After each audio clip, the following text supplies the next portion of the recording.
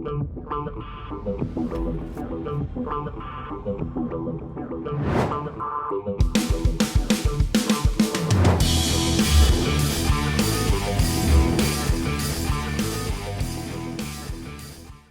what's up? Greetings, Todd Falcone here. Welcome back to another episode. Last week, if you caught my episode last week, we talked about just a little bit of ideas on how to improve your marketing skills, your attraction marketing skills, if you will, on social media without having to go spend a fortune just by doing so through observation. I want to kind of follow up and have a conversation with you today just on the subject of marketing in general. Not necessarily social media marketing, even though we know that dominates, but there are lots of different ways that goods and services are marketed to end users.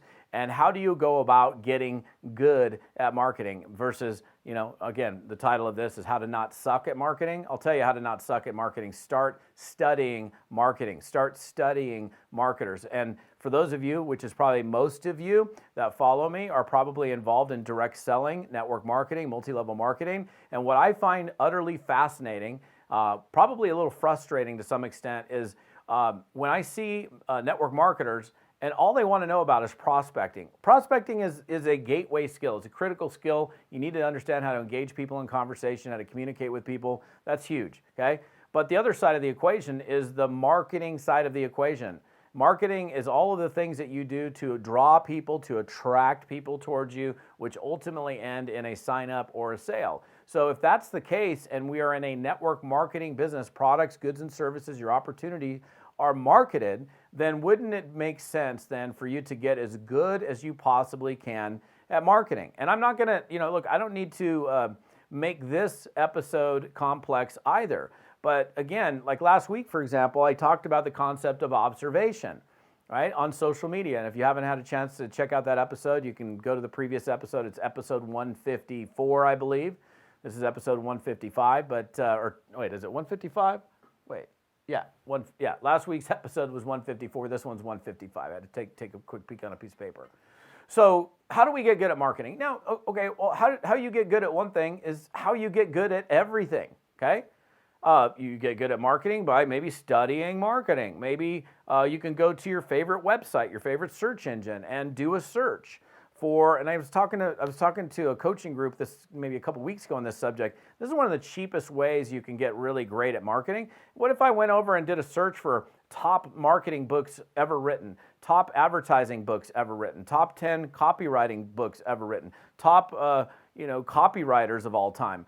It's going to come up, of course, with opinion pieces because most of those are blog posts, for example, but it's going to give you a great idea on people that you can study and people that you can follow that are going to help you to become a more brilliant, knowledgeable marketer.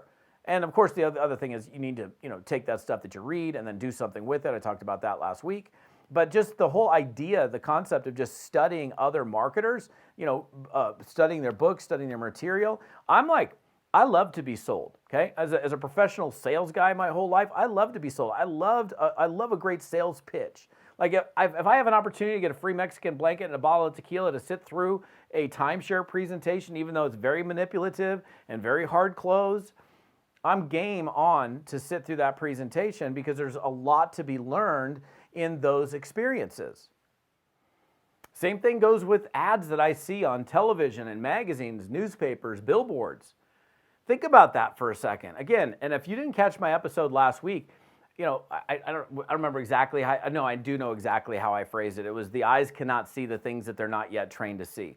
When you start training yourself to look for content or look for things out in the marketplace, it's there. And it's funny because it's always been there. But maybe you're just not seeing it because you haven't trained yourself, made yourself aware of these things that are around you. Like if I see some ad and that ad stops me dead in my tracks. It doesn't matter where the ad is. It could be on Facebook, could be on Google, could be in a magazine, could be in a newspaper, could be a billboard, could be on the side of a truck, could be anything. And if that stops me, I'm going, whoa, wait a second. What was it about that ad that stopped me? Maybe it was the headline. Maybe it was the color, the letters that were, the way it was shaped. I don't know. It could be anything. So this is part of this whole idea of becoming a student of marketing.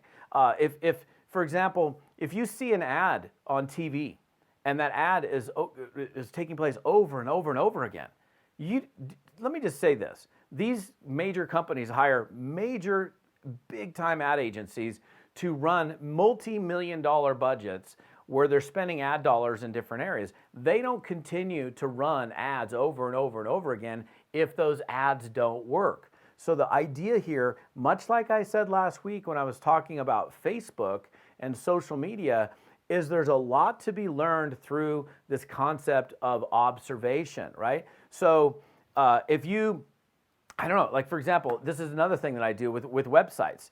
Let's say I'm cruising around on YouTube, and you know how an ad pops up on YouTube some of the time, and most of the time I'm like skip the video, right, trying to get to the content that I want to see, but occasionally something stops you, and I don't know if this has happened to you, but you're like, whoa, I'm going to click on the ad, and then the ad draws you in, and then maybe sometimes you buy, maybe sometimes you don't buy. But what I would suggest that you do is like, wait, hold up, like, let me pay attention to this. This guy or gal that was talking to me stopped me. I was trying to go over here to watch this content that I was like going to entertain myself with, for example. But that ad that was before the content that I wanted to view, in this case, it stopped me. That's the time for you to go, whoa, hold up. Let me pay attention to this. What was said, what was done, what was going on there that caused me to click on that. And then what happens if you go there, you click on it, and you're like, oh, you're drawn into this video, you're drawn into this sales page, and the sales page, totally, you forgot about the content you were going to go look at. Maybe you didn't forget about it, but right now you're over here reading this content. You're like, oh my gosh, I have to buy that. Holy smokes, like the shirt I'm wearing right now. The shirt I'm wearing right now was purchased from a YouTube ad. This is a buttercloth shirt, and I saw the ad with Robert Herjavec and the way he presented it, and then I went to the website, and he was talking about how the softest, most comfortable shirt you're ever going to wear, and they never wrinkle, you can travel with it, and I was like, oh my gosh, I got to have one of those, so I bought one, and then I went back again, and I bought a bunch of other ones. And so paying attention to what other marketers are doing, and then there's a concept, and I mentioned this last week, but I didn't elaborate on it. There's a concept that's been used with marketers for many, many years, and it's the concept of swipe filing. Okay, what is swipe filing? Swipe filing is where you see someone's marketing. Like, let's say, for example, I was going through a newspaper and I see this amazing ad, and this ad is just so well written, it just caused me to call the store and buy whatever it was. I'm cutting that baby out of the newspaper, and I'm putting that literally putting it into a file for future reference. I might even take notes on it. If I, for example, and I've done this too many times to probably count, I see some ad. Oh my gosh, the ad, okay, I'm going to take a snapshot of what the ad is. I'm going to save that. Okay, I see the sales page. The sales page drew me in even further. Okay, I know I'm buying this stuff, but I'm going to copy the sales page. I'm going to copy the headline and all the content. Oh, look, what does the shopping cart look like? Because I know that when I'm going through the shopping cart right now, I'm buying 3 bottles of that versus 1. Well, what was it about that shopping cart that caused me to buy 3 bottles versus 1? I'm going to take a picture of that.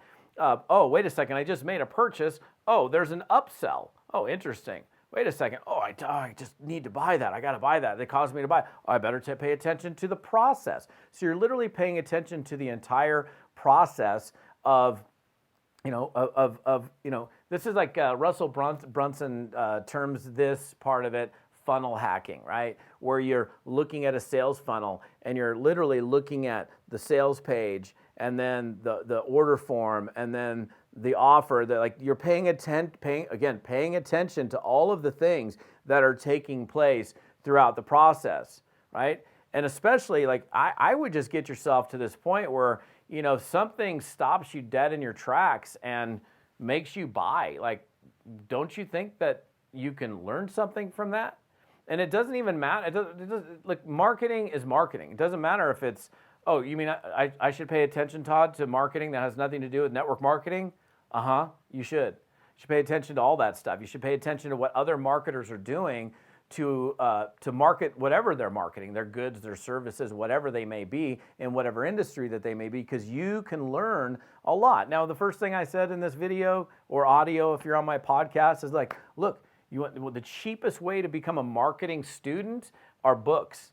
Okay, I'm not getting any commissions by telling you to go do a search for best marketers of all time, best direct marketers, best direct response marketers, whatever. I'm just telling you that you can learn a lot. And the other thing is, I'll tell you this real quickly.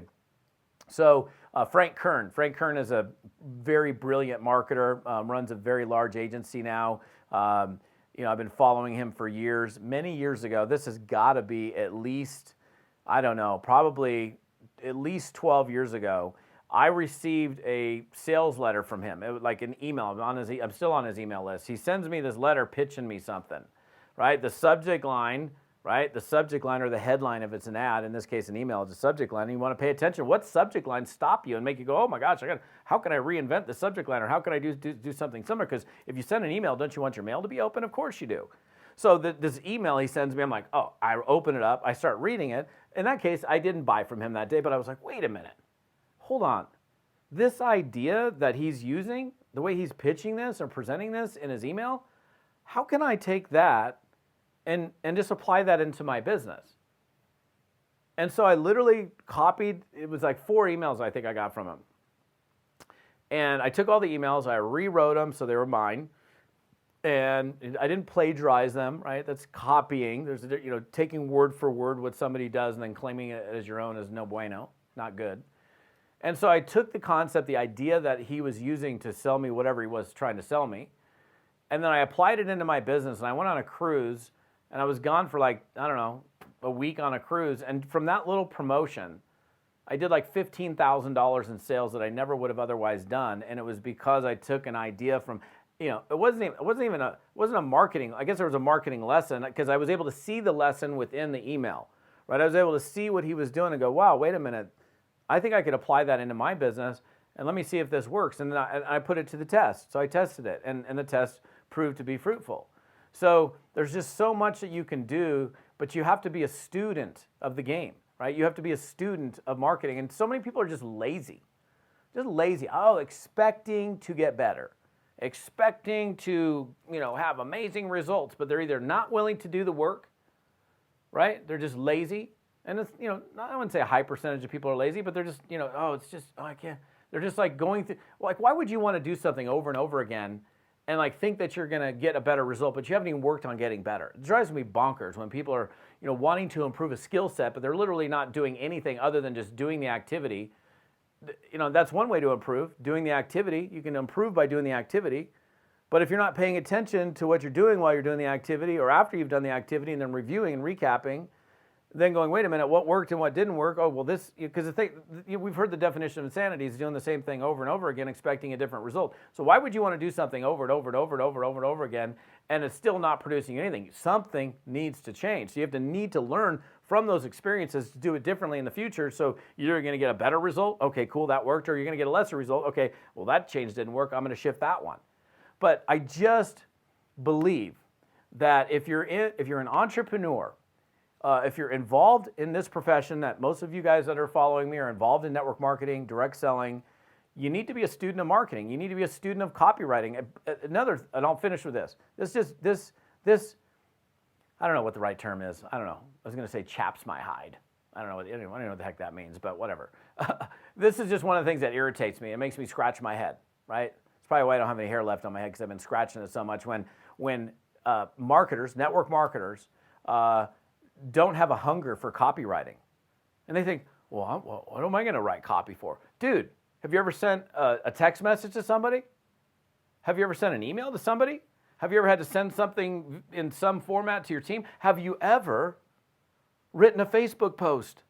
Have you ever done an Instagram post? You don't think that copywriting skills would work well if you had the skills, if you had a higher degree of skill set? What is copywriting? It's the skillful use of language through the written word, right? I'm talking to you right now, verbally talking to you. But if you're doing a post, if you gave it some thought, like I typically don't post anywhere until I've thought out the post, thinking, okay, is this going to get me likes, comments, and shares? Or is this going to get me engagement? Or is this going to get my email opened?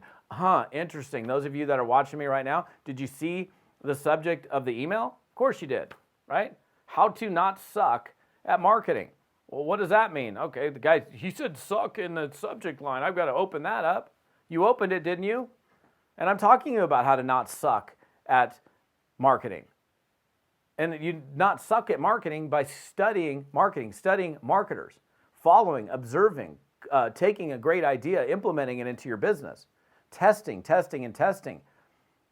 tweaking, and improving. But to just sit there and go, copywriting, I'm not writing a book. Copywriting has nothing to do with writing a book. Okay? That's what people think. It's like copywriting. I'm not going to write any book. I'm not writing copy. Like, okay, you just send a group broadcast text message to your audience. You want your text to be read, don't you? You just send an email out to your team. You want your email to be open, because I can tell you right now, subject lines and emails has everything to do with whether that thing gets opened or not. I know sometimes when I write an email subject line, I'm like, oh yeah, this one's going to get a huge open rate. And not all of them are created equal. So what can you do? Because what's in this case, again, what's a subject line? A subject line in an email, you know what a subject line is. It's the headline. It's the stopper. It's the thing that's the big bold letters that, is blaring up on that billboard, or the main thing that stops you, like how to, whatever it is, right? But again, doesn't have to be crazy. I would, who are the best marketers of all time? Direct marketers. I mean, there's so much you can learn just by doing searches, and a lot of the stuff that you can access is not real expensive. I mean, and the beautiful thing about books, I love books because they're cheap, and I still use physical books. I buy physical books over whatever, Audible, or, I mean, you can do whatever you want to do, but, then I can write notes in it. I can highlight it. I can go back to it.